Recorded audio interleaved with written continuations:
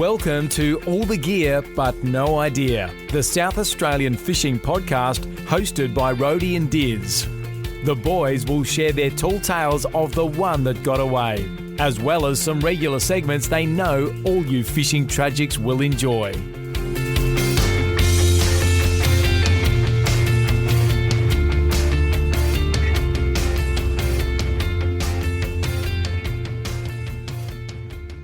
G'day and welcome to episode 23 of All the Gear But No Idea, the South Australian fishing podcast. I'm joined here by Diz. How are you, mate? Good, mate. Good. How are you? The new year. New year, new me. Yes. Happy Christmas and New Year to you and all our listeners. Yeah, you going to catch any fish this year, Baldy? But that's certainly my New Year's resolution. Let's bloody hope so. Have you told the listeners what we've got on today? We got a big guest, Diz. Big guest. Steve Powell. He is the man behind the Coast Tuna Competition, which is fast approaching in early Feb. How good.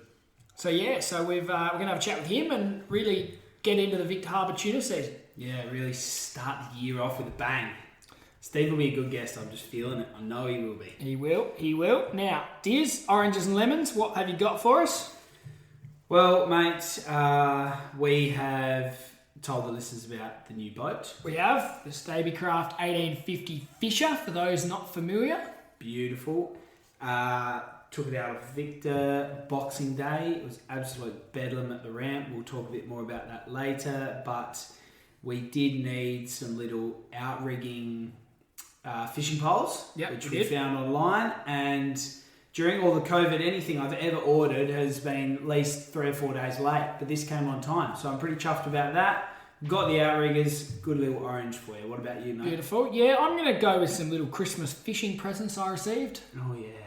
Happy days. Got a, don't know if it's up. I think I showed you this. I got a new Merry Fishmas shirt, the new edition. Yeah, I saw you rocking that on the day, mate. Yeah, got a pie warmer for the boat. Been talking about that for a while.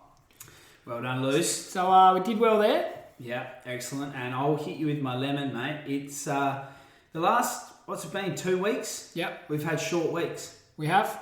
And that's been fantastic. We're rolling into a fully, and I'm not loving it. No, neither. Probably the only thing getting me through is only a few more weeks, and we'll nip over to the island and hopefully catch some fish. We certainly will. What about you, mate? My lemon this week was the Victor Harbour Tuna Chaos. Oh. This is a saga. Every year the boat ramp is a disaster. We queued up for 70 minutes. Yeah, it was nasty. We timed that poorly. We did get there at the perfectly wrong time. Yeah. But there has to be a better system, I would have thought. Yeah. More pontoons, so you can get more boats in while people are running back from their cars. Longer pontoons would be helpful. Yeah. Can easily, comfortably fit 2. Don't know how many rocks we can move out of the way to build another ramp.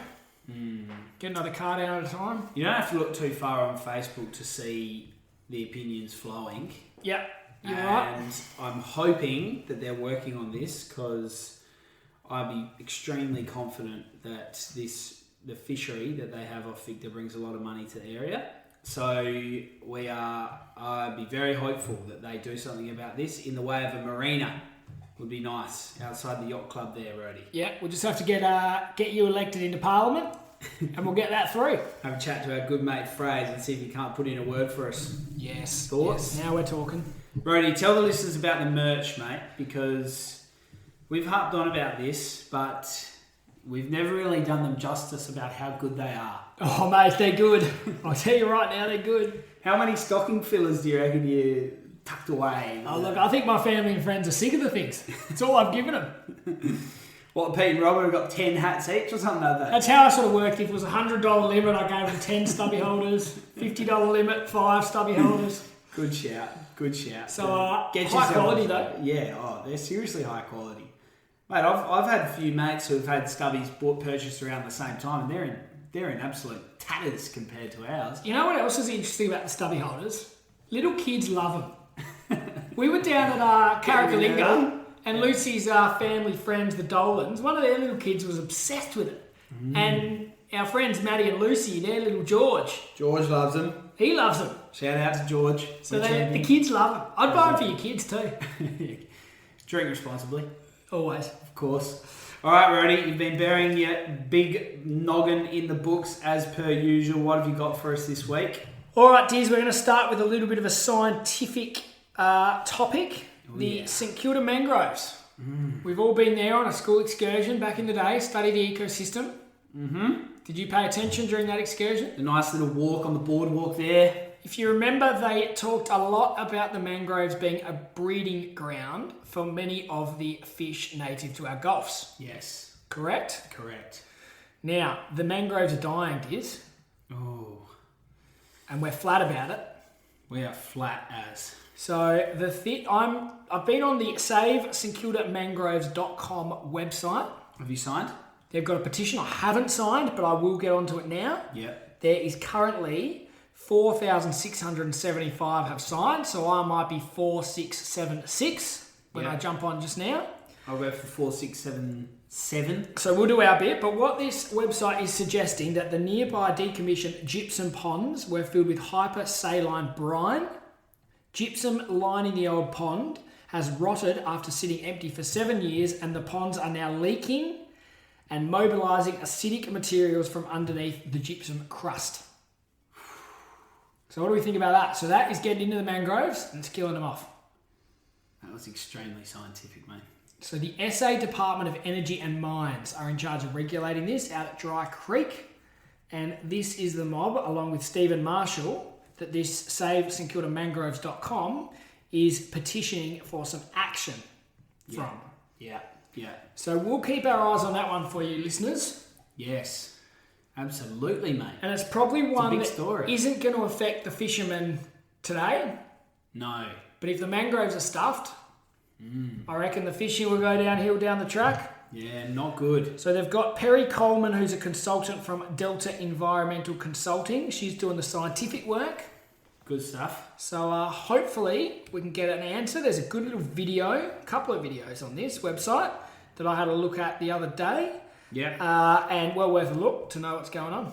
Oh, yeah, absolutely. Absolutely. Well, good story, Rody. What else is breaking news? Lee's up to some good gear. Yeah, so Lee Van Soest, friend of the show, we've been keeping you all up to date with her Reeling in Junior Anglers idea and concept that has now come to life and is in the process. The first clinic is scheduled for Garden Island on February 2021. Bit of a tongue twister there. There will be others to follow in the future in other locations around the state. Yes. And they're looking for volunteers to help run the program. So you need to have your current DCSI working with children clearance, which they will help you out with. Easy to get that one. It is. And all volunteers also need to complete online training through the International Game Fishing Association. That would be good. Now, Diz, we've got a conundrum here. We busy that weekend? Yeah, look, we've got some bold flogsies, bloody buck show. So Dizzy's having his bucks. So if you're on the invite list to Dizzy's bucks, we're actually cancelling the races and we're going to the fishing clinic. I'm sure Lee will love us blokes rocking up half cut for the reeling in. We're actually, to be fair, some of your mates, I think they'd struggle getting that working with children. So anyway, we won't be at the first one, but we'll do our best to get to some future events. Yes, we'll keep our eyes open for the next ones. It's a great initiative. But if you would like to get involved, you can register your interest at reelinginjunioranglers.com. Yeah. Excellent work, Lee. Fantastic. And in other breaking news, Rody, the Happy Valley Reservoir. There's a bit going on down there, isn't there? Yep, so the Premier has announced that the Happy Valley Reservoir is scheduled to open to the public in late 2021. Yep. There is a panel that's been put together. Our friend, the fishing guru, Dan Way, is involved in that, along with other community members, and SA Water and National Parks are involved in the planning of this. Yep. And I did see there's a Facebook page floating around, Happy Valley Reservoir fishing page. Yes. And Dan has asked the question for any ideas for people to put forward to improve the area on behalf of the recreational fisher people. Dan knows what he's doing, doesn't he? He is a fishing guru. Great to sort of rally the community and get some suggestions, but I reckon he'd have a few good ones of his own. He would. And a couple of the ones I did see thrown up involved parking for kayak trailers and rowboats. They want rowboats. Yeah, fair call. So you can row out and get your and enjoy the reservoir. get your fish. Yeah, So the MARFAC has already signed off on brown and rainbow trout stocking, I believe. that's positive. There's also a survey about this project on the SA Water website if you want to put in a formal opinion. Yep. And currently it costs $33 for an annual permit to fish SA reservoirs. So you would assume that this one will go under that same permit. Yes. And that's Yes, annually, that $33. Yeah, it's good. So it's pretty cheap. Good money if you like fishing in the reservoirs. And there's more and more of them popping up. Yes, and we love that. We do. We love that. Good little option when the weather's blowing. Yes, definitely. Yes, excellent. All right, Brody, this has been some welcomed news for the anglers out there. An increase in fines for bag limits has very much been welcome news, and maybe it was slipping under the radar, but I was shocked to find out that it was only $50 as a fine if you took 10 undersized King George whiting. Were you thoughts? Yeah, doesn't seem like much to me. You know why? Hasn't been increased, those fines, for 30 years. Yes. 1989, Unbelievable. they were first introduced, and a lot of them haven't changed since. Unbelievable. So the new penalties will come in from March 2021. Taking your example of the King George whiting, the new penalty will be, let me do a little bit of quick maths, 12.5 times more than the old one. Quick maths. $625 Yeah. for taking 10 undersized King George whiting. Yeah. Same for calamari, I think blue swimmer crabs, they were the same. Taking 2 over the bag limit of Murray cod was $625, and all the main sort of species are around that $600 penalty now. Yeah. Yeah. It's good. They need to bolster it up. They should index it and just keep it going up. Yeah. I reckon 10's a lot to go over too. Absolutely. I would have thought, give people a fine for taking a couple over. Yeah. But if you take 10 more, just throw the book at them, I reckon. I reckon absolutely. I think that they stage it too much. 1 to 3, 3 to 5, 5 to 8, and 8 to 10. Just give them a bit of lenience for somebody who might act, genuinely. If you take 1 or 2 that are half a centimetre if you are short, blatantly breaking the law, throw $5,000 at him. yeah, See if I I tend to care. agree.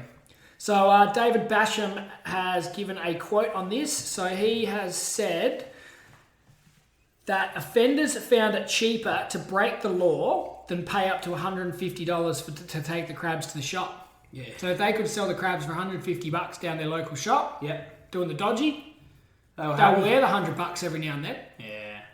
Yeah, it's not good. And I'm still not sure 600 is necessarily enough to deter those that are doing it deliberately. Yeah, probably. But you do see the criminal offences that we do talk about from time to time. Yes, and it's blatantly flouting the rules is poor form. We don't encourage it. We don't like it. And on that note, you should definitely get yourself the SA fishing app so it's easy to report people. Yeah, you can also get in contact with Fishwatch on 1-800-065-522. Yes, and a bit of PIRSA website details. There's been 128 individual offences with increased penalties for recreational commercial fishers. Yes, good. So good news there, Rody. Yeah, certainly. You'd be Keep happy with moving. that, big man? Well, I don't have to worry, mate. I am a stickler for the rules. Yeah, but you'd be happy to see those who flout the rules penalised. Certainly.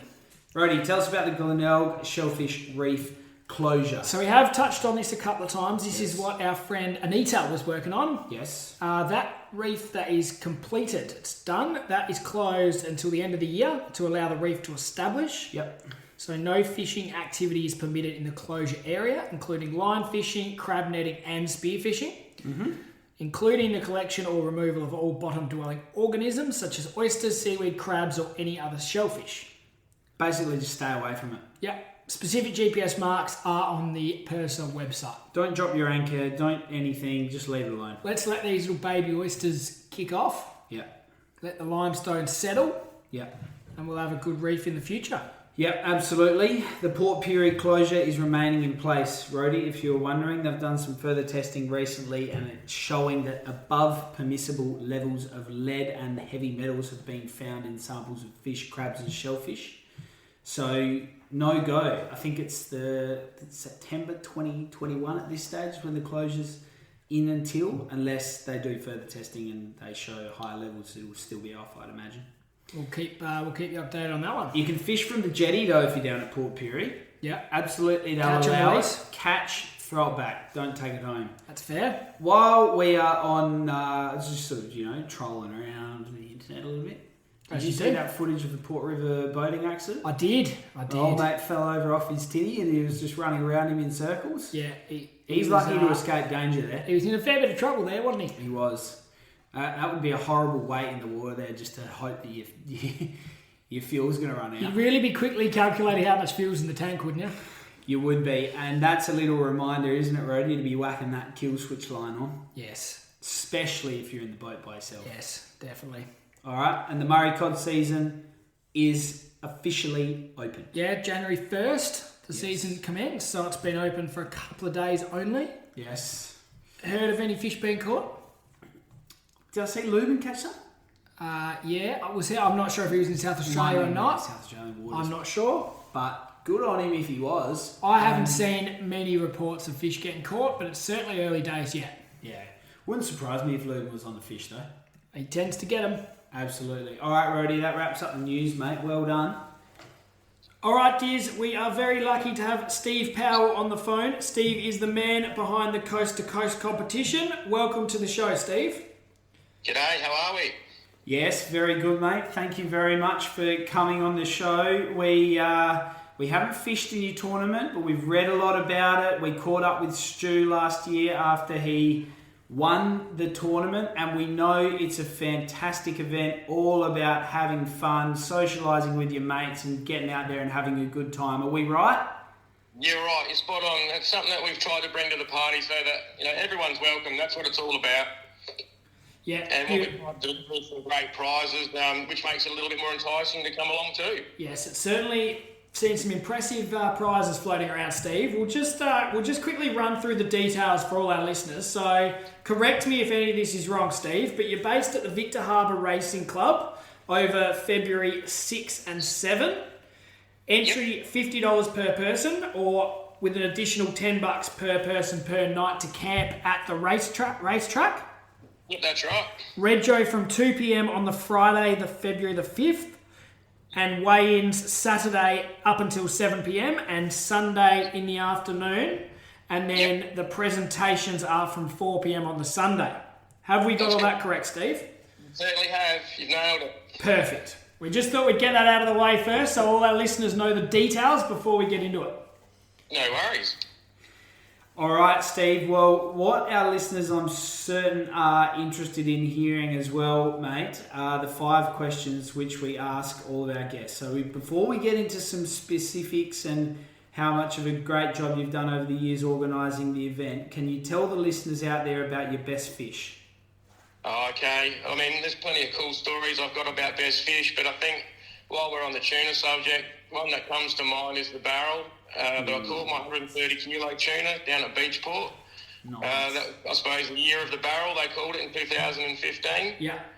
It was pretty exciting to be able to go down to the southeast in my own boat, skipper it, and get out and amongst the action and actually come home with a fish of a lifetime, to be honest with you. It's not very often you can pull a 130 kilo tuna into your own boat with a good mate.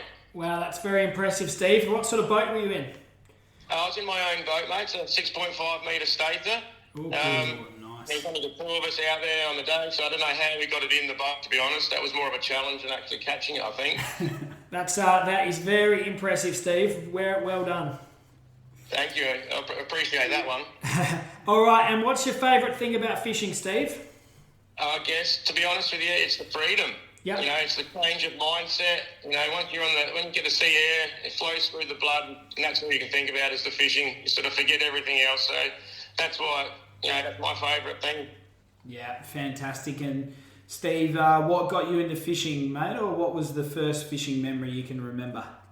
My granddaddy's an Italian, so fishing's pretty wild in the family, and he used to drag me around to all the different piers when he used to live on the east coast of Australia, Ulladulla, Huskisson, and as a young lad, I was catching the brim and stuff.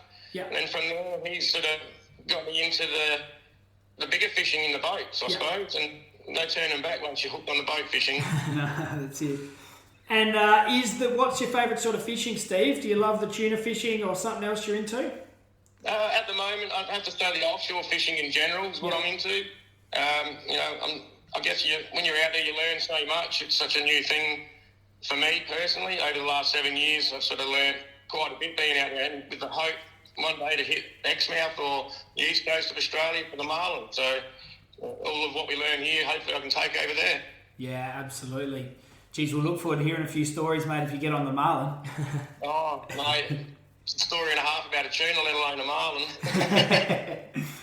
Steve, do you have, we all do when we get into fishing, what's your funniest fishing story, or tell us about the one that got away? Oh, okay. Yeah, I've got a pretty cool story, I suppose. We were at the back of Kangaroo Island, all on our own fishing for tuna, of course. There was myself and 3 mates. We had all the fish to ourselves. Everything's going really well. We've done our first 4-way hookup, and one fish lost. It's like, how do we lose a fish? The line snapped. Yeah. It's like, well, how's the line snapped? It's brand new. Oh, well, let's get on with it. Get some new lure on. We get all our fish in. We go around again. Another 4-way hookup. Fantastic. The mate loses another lure. This is the first 2 lures we've lost in 2 years. Yeah. So I'm not really happy about the situation, as you. I grabbed the rod from him, ripped his reel off, got a spare reel out of the tackle bag and chucked it on.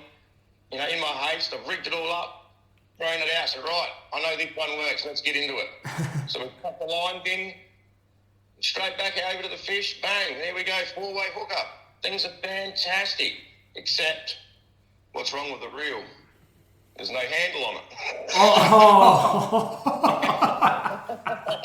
So we've got a 20-kilo tuna screaming, going for gold, and we've got no handle on the reel. So here's me bouncing around through the front of the boat in my tackle bag, trying to get the handle for the reel out.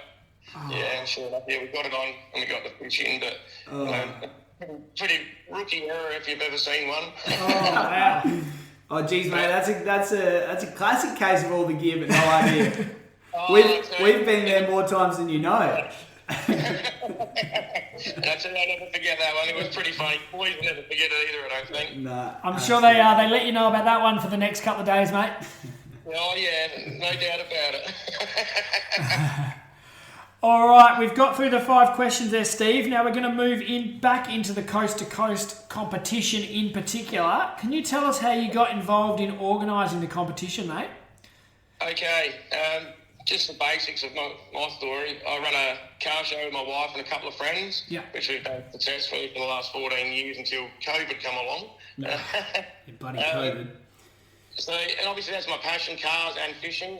And obviously when the tuna rolled up near enough 10 years ago, I started the Tuna and Offshore Fishing South Australia page. Yeah. And then I've got to meet a lot of great people over the time. And in that short time, I decided maybe we should have a little bit of a bet. Who can get the best fish? Yeah. And all of a sudden, it's sort of a bit of a bet and a poker game on the waters turned into a full-blown tournament. So you didn't set out to make a competition, just one thing led to another. It did. As they say, the ball started rolling. Yeah. I did some inquiries. The biggest hurdle, I suppose, to start was with making sure that the council and the people of Victor Harbour were happy with the idea. Yeah. And once we got approval on that side of things, which was a lot of work, there was nearly 12 months in the making there, there was no turning back. We sort of had the idea in mind and just ran with it, really. Yeah, fantastic. And you mentioned it took a while to get across the line with the community and the councils and everything down there, but gee, it must be good for Victor Harbour and the local community bringing all that business and the people down to the great town down there. Yeah, definitely. When you're looking at an average of 50 to 100 boats each time coming down for a day or two is fishing, that's a lot of fuel, that's a lot of ice. Yeah. Supplies for food. It's a good turnover for the town, definitely. And you have to imagine a lot of those fishers keep coming back and back for more weekends after and before the competition as well. So it is a good thing for the local town. Exactly right. Yes, it's only a short period of time, maybe it's 3-4 month period, but what time it is there, I think, any country town would have to be happy with having the exposure that Victor Harbour's getting at the minute. Yeah, absolutely. And Steve, you touched on COVID ruining your car show, mate. We hope that everything stays as it is, but has there been any changes this year with COVID? Have you noticed sort of less registrations, or have you just gone from strength to strength? No, we're sort of stuck with the same game plan. We've gone from strength to strength. We've got 31 sponsors on board at the moment, and they're still sort of coming on board. Beautiful. The entry is starting to come in. So, for us, it's all go ahead. The laws are obviously something we've got to abide by, but they're not too bad, to be honest with you. Nothing like what we were encountering with our car show, that's for sure. Yeah, well, certainly being out in the boat with a couple of mates and a hell of a lot of space around you is a pretty good way to socially isolate. Exactly right, mate, exactly. It's not a small, confined area. I mean, most of the time you're out in the boat with your mates anyway. Yeah, perfect. And tell us about some of the prizes and the sponsors. You've got a great list of contributors to the competition and some amazing prizes. Yeah, we certainly do. This year's a bit of a milestone for the Coast Tuna Tournament. We've got Club Marine that have come on board as a naming sponsor for the next 3 years. So, ooh, nice. And that's a massive push to keep it going for the long term. Fantastic, mate. That's excellent. And talk us through, you've got sort of first prize nailed down. Give us a bit of a taste of it. Not that we'll be there. Oh my God, we'd love you to be there. We've got 15 categories at the moment, and that sort of covers your males, your females, your juniors, your teams. Yep. And it's also split into under 6 metre and over 6 metre as well. So everyone's in with a pretty good chance. On average, we have around $20,000 to $25,000 of prizes to spread around. So we don't have a dollar value on number one yet, but it's usually around $5,000 mark and going upwards as the sponsors come in. That's pretty impressive, isn't it? Oh, it is. I'd be pretty happy with a chance to be able to take home over $20,000 worth of prizes. And a lot of friends of the show have got involved again this year. Trial So Hard Lures, the Fishing Guru, How's Your Tackle? All good people getting involved. All great sponsors, all great businesses, and all great people, to be honest with you. Happy to have them all involved. There's a whole list of sponsors, to be honest with you, when you start looking at that have been on board from day one. We've got Ray and Ann's Marine that have been on board from day one. We've got Blue Bottle Marine for another state, which is really great for us. And all the tackle shops that are local, like Tackle Busters, and also the local charter industry supported as well. Yeah, and it's awesome. It must be a great way for local fishers to go down, get to know some of these people that make the lures, run the stores. Must be a great social catch-up and a great thing for the fishing community. It certainly is, and not only that, if you're new to it, you can learn so much from the guys down there. Yeah. So everyone drops their guard a little bit. And they sort of let out a little bit more information to help the guys get onto their fish. There's a lot of camaraderie that comes together over that weekend. Yeah, fantastic. And we're hoping you'll drop your guard a little bit here, Steve, because you're clearly a very good tuna fisherman. How's the 2021 season shaping up for you, mate? Did you get onto them recently, and are you looking forward to getting that momentum into the new year? Yeah, certainly have. Well, actually, we started out with the new year as a cracker. Yeah. Stayed off the beers. Didn't have too many, just made it to midnight. Yeah. And we hit the water pretty early on New Year's Day, although there was a pretty ordinary forecast. But watching the live feed, it was good. So, yeah, we got out there and amongst it. We got the young kids in the action. One of the lads was his first tuna for his ever being on a boat, I suppose. Yeah. Yeah, we had a cracker of a start of the season. And it seems like, Steve, there's just more and more boats each year hitting up Victor Harbour. Does that sound right to you? Yeah, there is. Obviously, there's a few things that have helped that. Obviously, the fish being in close, the snapper ban, that's sort of brought people out of their comfort zone a little bit, out of their normal fishing, and brought them down to the southern waters, I suppose. Yeah. It's great to see, but it's also makes it frustrating, I suppose, for some of the guys that are really keen to get out there early in the morning. Yeah, and mate, you sort of mentioned 50 to 100 boats. I imagine that puts a bit of pressure on the ramp. What's it like in the morning there for the coast to coast? Oh, for the coast to coast, it's a breeze, mate. It really is. The guys, everyone pulls together. We have a shuttle service down there. Yeah. Beautiful. So the guys park their car and their trailer up around the corner on Jagger Road, and we shuttle them straight back to the boat ramp. So there's no delays, there's no messing around. And then when it comes to coming in, same sort of deal. When they bring their boat in, we drive them to their car, They bring their trailer down and it's in and out just as easy as that. Oh, that must make a big difference, Steve, because we were down there on Boxing Day and it was chaos. Yes, I know. Yep, I've seen it. I went off Cape Jervis myself. Yeah. Sensible. Yeah, I understand what it's all about, but we that's one thing that we really try and hit right on the head is keeping the flow of the launch and the noise down, because obviously we've got residents there at 5 o'clock in the morning that you don't want to be upsetting. Yeah, got to look after the locals, certainly. Yeah. You do. Yeah. Now, Steve, we're just about through most of this, mate, but we've got to talk to you about our entry. So we've got a wedding on the Saturday, and Dizzy's got something on as well, but we're hoping to get down and fish on the Sunday. Is that permitted, just to fish the one day? You certainly can, mate. You certainly can. Beautiful. And our new boat slips in just under 6 metres, so that gives us a bit of a shot at it, Diz. Yes. Yeah, sounds good. So you'll have to expect an entry from us in the next couple of weeks, and hopefully we can go all right and get a few fish. We look forward to it. I can always give you a pointer to get you into the right direction. We'll see you down at the racing club afterwards to have a chat, and we'll hopefully be able to catch the winner or a couple of the entrants to get them on the podcast. That'd be fantastic. All right, Brilliant, Steve. Thank you very much for your time. You've done an excellent job with the tournament, mate. We love hearing from you. You do an excellent job. Thanks for coming on, mate. Appreciate it. I appreciate it, and thanks for the kind words. It's just it's a hobby, to be honest with you. There's not a lot, in it for the wife and the family and the kids, other than lots of time that we spend on it. So, people like yourselves that give us compliments, it keeps us going. So, we really appreciate that. It's our pleasure, Steve. And if you haven't got your entries in and you are keen to get involved, make sure you hit up the Coast to Coast Competition on Facebook, and you'll get all the details and get involved. Cheers, Steve. Thank you. See you, mate. Bye. All right, bye. Great to have Steve on, Roadie, wasn't it? Yeah, good to hear from the man in charge of the Coast to Coast Comp. Yes, and that leads us into the fishing report, Roadie. While we're sort of on that subject, where have the tuna been biting, mate? Well, certainly some people got them on Victor. Yeah. Not us. No. Caught a salmon. Yeah. And Disappointing. that school of fish we come across. 18 boats. One school of fish. Out the back of West Island, that one was. Yeah. They were coming from miles. Boxing Day, isn't it? Should have seen it from miles off. It was going to be busy. So 70 minutes at the ramp and 18 boats on one school of fish. Not good. It was chaos. Yeah, anyway, good on those guys and girls who got fish that day anyway. Plenty have been. Yes. I saw, who got them? Flacky got some. Yeah, he smashes them. There's just been heaps of photos, hasn't there? I've heard off Newland Head, Yeah. which we tried. Yes. Done there when we went, but that has been a spot. Mm-hmm. And off Tunks. Yeah.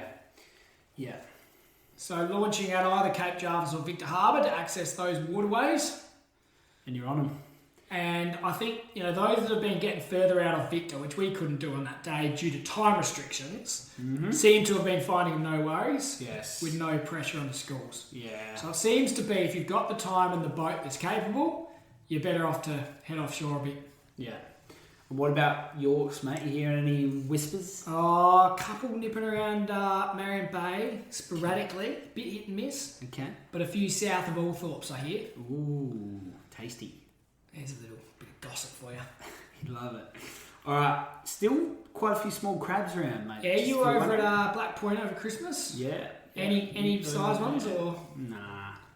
Didn't try that hard, but just the little ones again? little ones. Yeah. It's funny, isn't it? Wait We've until often they got thicken up. big ones this time of year. Yeah.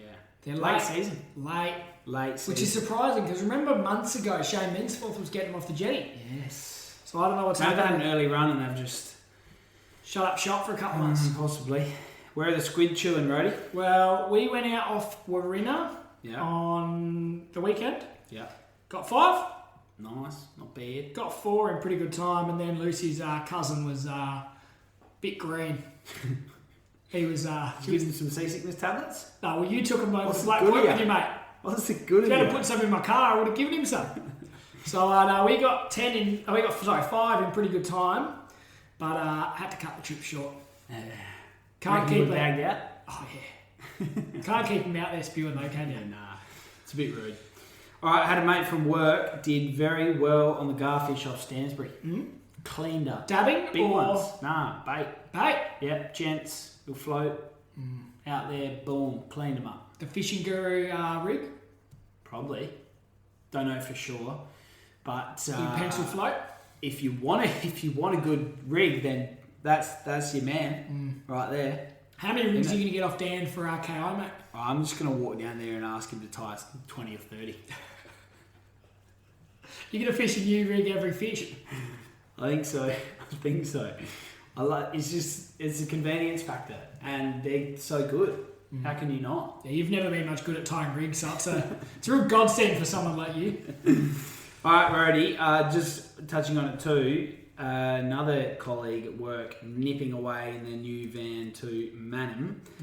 The carp, mate, some stonking carp. And speaking of stonking carp, Boyd, did you see the photo of Boyd's Yeah, carp? that was my Ponga reservoir, wasn't it? Yes, yeah, not Manham, but still big carp. Plenty of And carp they're on nipping the about. And they're a good, fun family fish. Yeah, They get a bad reputation. If you're just sitting there enjoying a couple of quiet ales on the banks, And the big ones will pull a bit of string too. pulling string, Pulling string. just clear Latchy away from the net. Do not take Latchy down the Torrens for a little carp sesh. Dear. All right, that just about wraps up any notable catches, Roddy. You'd agree? Yeah, I'd agree with that, mate. Okay, Roddy, talk us through the tackle item of the week, because just a reminder to the listeners, I think this will be the case for the best, well, probably the whole year. We've ditched the joke. Yeah, you ruined it. Sorry. And we're into a tackle item of the week, where we're just going to run the listeners through a piece of equipment which we enjoy using. And we want to share with you. We rustle through the boat, through the tackle box, see what we can pull out. Yeah. You got a big tackle box, mate. And share it with the folks. Serious gear on there. So this week we're talking about the Tumbler Scaling Bag. Diz, tell us how this works. So it's essentially two circle discs with some net between them. A float sits on one end.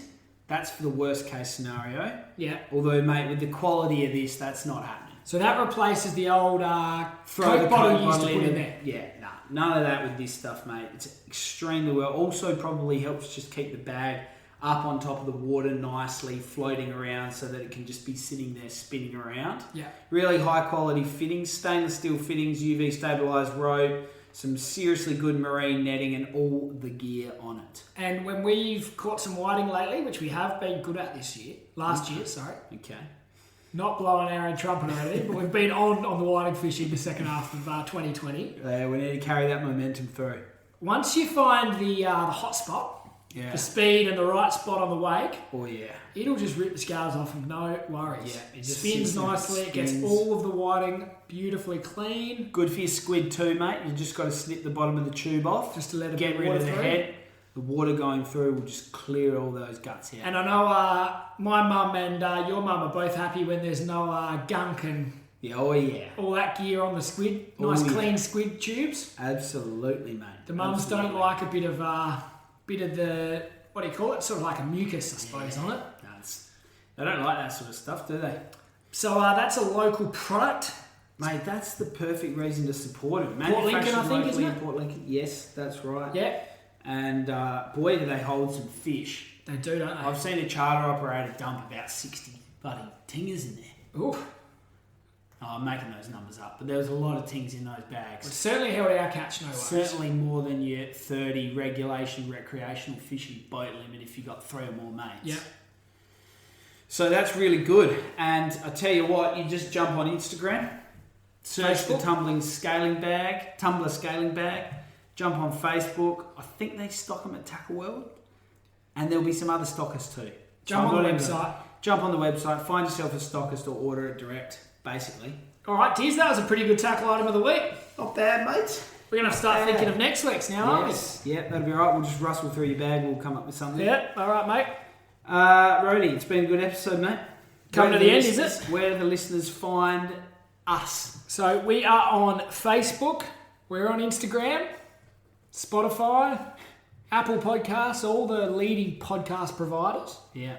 And we do love it when you get involved on the socials. We do love it. Even you throwing up a little suggestion post the other day, searching for some answers about I did get a few answers, didn't I? Yeah, it was good. Thanks for the interaction. Yeah, there. we were looking for Boys where and to get our girls. boat stickers from. Yes. So if you do hear this, please feel free to hit us up on Facebook. or Instagram with your ideas of where is the best place to get your boat stickers done. Oh, yeah. We're also looking to see where you've been fishing, what you've been catching. Keep us in the loop. Yep. And if you do have any suggestions for good guests you think we should get on the show, anything we should talk about, or if you've got something that we should feature in our tackle segment of the week, hit us up. Yeah. We're always open for some interaction from the listeners, Diz. Yeah, we're listening, mate. We're out there. We're a voice of the people, I'd say. We like to think so anyway. All right, on that note, Diz. Thanks for listening, guys. We'll see you next time. See ya. Rhodey and Diz hope you enjoyed today's episode of All the Gear But No Idea. Keep up to date by liking and sharing us on Facebook and Instagram, and you can subscribe on all the major podcast platforms. Until next time, good luck fishing.